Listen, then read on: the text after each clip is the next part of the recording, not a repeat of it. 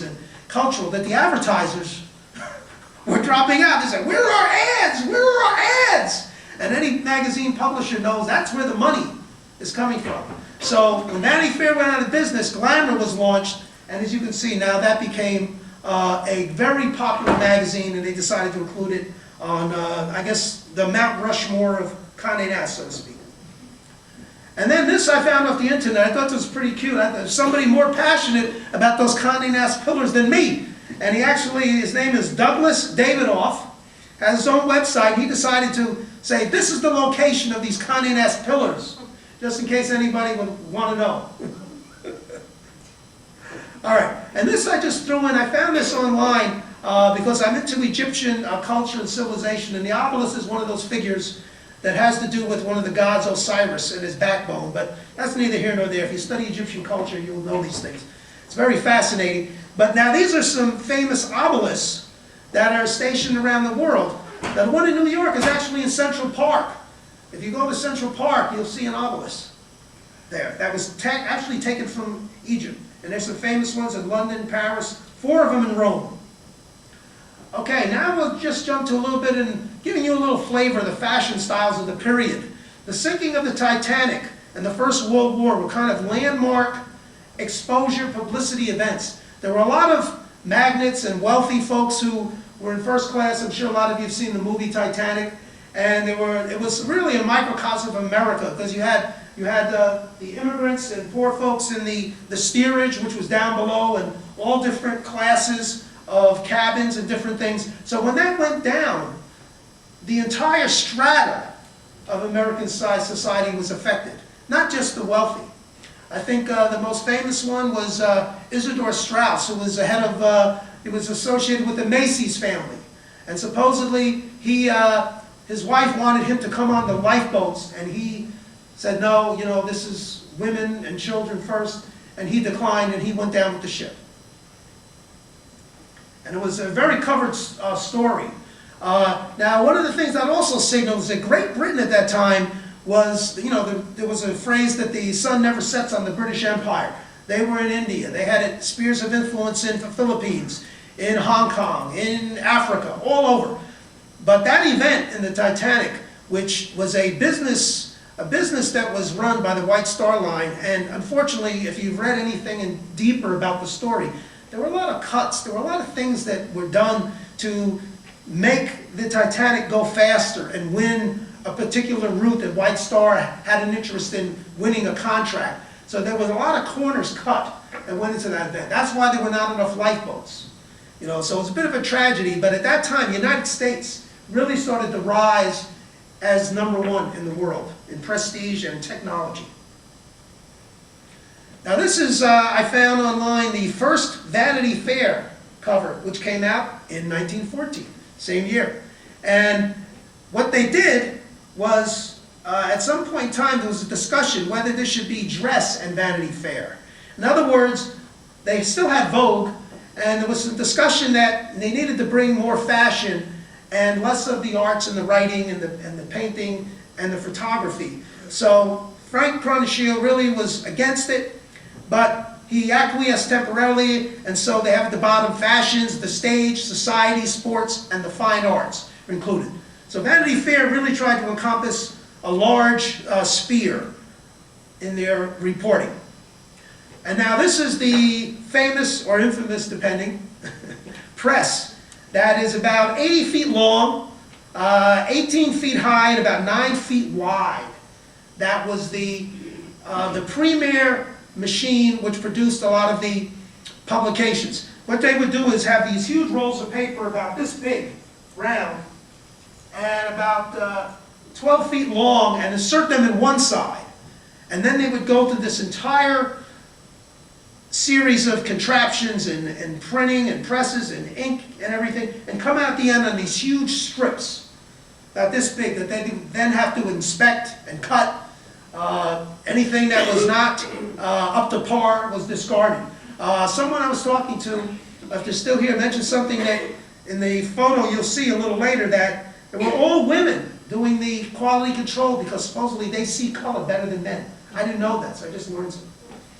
Okay, this is, again, from the Conde Nast archives. This is called the two-color press room. So this is one of the earlier ones. And you can see all the machinery that's involved in doing this kind of high intense work which you had to be trained on.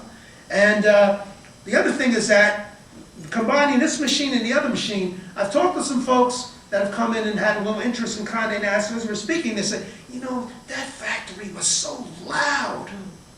Because you can imagine all these metal typefaces and all the impact.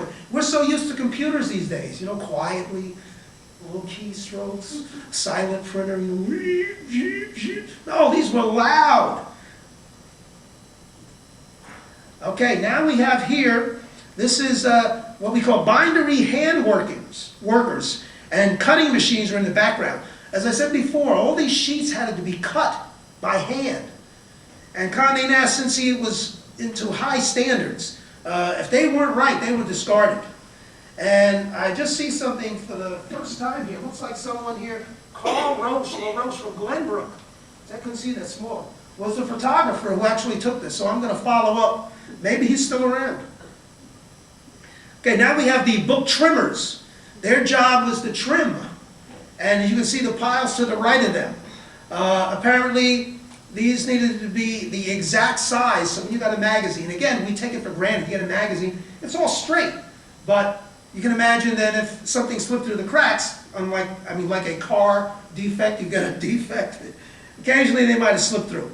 Okay, this is the composing room, where this is where the graphics and the typefaces and everything were set up before they went through the machines. And again, this was a complicated process. You had people of all ages, the people who were the trainees and then the experts who were maybe older, more experienced, teaching the younger guys how to do it right, and I'm sure that occasionally the women who worked in this as well. Okay, this is the pattern department. Now, some folks will remember if their mom had a Singer sewing machine, like mine did, and she would buy these patterns, and I would look at these pieces of paper, and I never put it together, you know, because she really didn't do too much sewing when I was around. She was too busy, you know, taking care of us and feeding us and all these other things. So I put it together. This was the patterns. This was an extremely profitable part of Conde Nast, where you would get the patterns and you would make the dresses or the pants or the jackets. You know, they offered a full selection, and it also allowed the average American to look at these high-gloss fashion photographs and say, oh, I can make something like that. You know, this is not only for the rich and the famous, you know, it's something that the average person could partake of.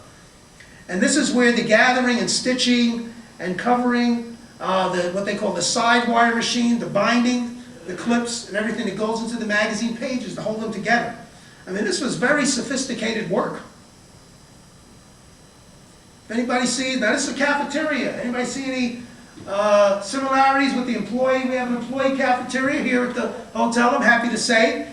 And Conde Nast did the same thing. This was a money-saving proposition for the employees. Good, wholesome food sold at less than cost. Or some employees wanted to bring, you know, their own. And music was also pumped in for the employees. Now we'll showcase one of the photographers. This is, I got a kick out of this, Horst P. Horst. You think he would have changed it his last name or first name? Photographer, and this is what we call a large frame camera. The negatives out of this camera are 8 by 10.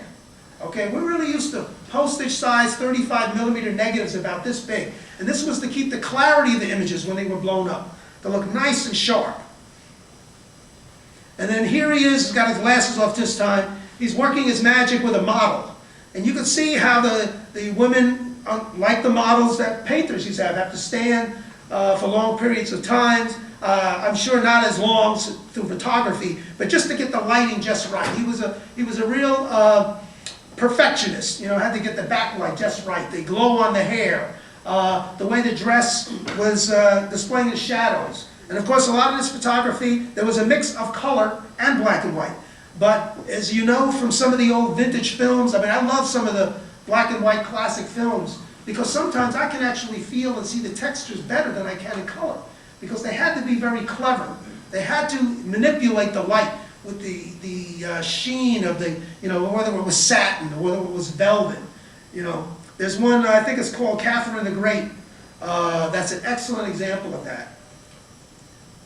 And this is Coco Chanel, the same Coco Chanel, who, Chanel number 5, the perfume. Okay, that was another aspect of selling and marketing, was perfume. And again, this is by the same photographer, Horace P. Hearst. And she showed up many times. And as the different folks traveled and gave Conde Nast the idea to start international editions. So there was a Vogue over in Britain. There was one in France. There was one in Germany. And he proceeded to continue that tradition in Italy. And they're still in existence today. Now this was sort of now we're making a little jump to 1961. This was Helmut Newton. He's been known for provocative photography. You know, he's one of those photographers you say, oh my God, what is he going to do next? So he would combine these crazy textures and get models to do odd things, but people loved it because it was just so different and it was playing into the fantasy. You know, some of the fashion is involved with fantasy of the good life. And sometimes we know fantasy can often lead to a vision. And it can give you a goal, can give you a dream, something to ascend to. Even if you're going to just take a vacation for a week, you pretend to be somebody else. Like me. Okay, now I'm going to show you a little pivotal show that some of the folks who were involved with Conde Nast actually helped put this on. This is called the Armory Show, which is the first time that modern art was introduced in America. Modern meaning from Europe. Folks like Picasso, Degas, Braque, Gauguin, Van Gogh, Monet, Manet. This unfortunately didn't produce too well, but those of you with the screens and everything can probably see them a little better. I mean, this is a who's list of modern art. And one of the things that I'm interested in is American art collectors. For the past 10 years, I'm making my own personal studies and histories. And these are some of this was really kind of like outlaw art at the time it came out. But at auction, a lot of these folks' paintings in the hundreds of millions of dollars now. One painting. It's pretty amazing. And then this is a book that talks about it. But the Modern Art Invasion, Picasso, Duchamp, and the 1993 Armory Show that scandalized America. And you see in the bottom there's a little bit of a picture looking at some of the, you have this is kind of the post-Victorian age when, it's like, oh my God, is that statue naked? When of course they've been traveling to Italy and seeing the same thing, or Rome or Egypt. But to have it in America, I was like, oh, we're American, we don't do that here. Well, 1913 they were. And this is a famous painting by Marcel Duchamp. And this was done probably in hundreds of cartoons. This was satirized and made jokes of and made fun of. And then various other Cubist art. I'm not delving into too much of the art, but this is another example on the right, 1913 New York Magazine, which was a competitor of Conde Nast. And they have another art there, and people will say, is this art? This isn't art. And that became a whole debate unto itself. And the Conde Nast magazines were in there featuring it. Now this is the same 1913 in front of the Armory itself, which is between 25th and 26th Street. My brother lives 5 blocks from this. And you can see the cars at that period of time, 1913. I think Henry Ford said, you can get my Model T Ford in any color as long as it's black.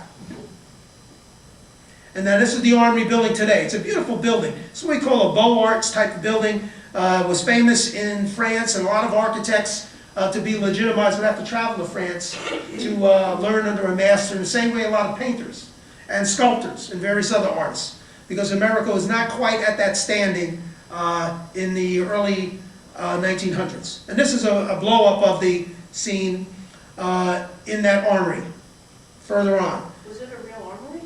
Yes, it's an armory. Yeah, it's a real armory. There were arms, in other words, weapons and things kept there. Yeah, and there were various New York riots that took place. You can go online and put in the New York Armory, and you'll see a whole history.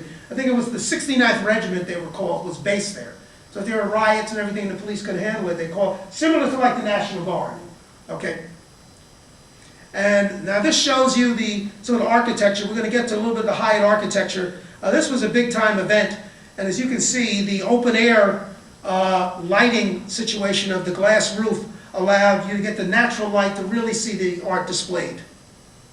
And now I have a photograph I'm crediting to Leroy Gee, who's our Hyatt Director of Engineering. And this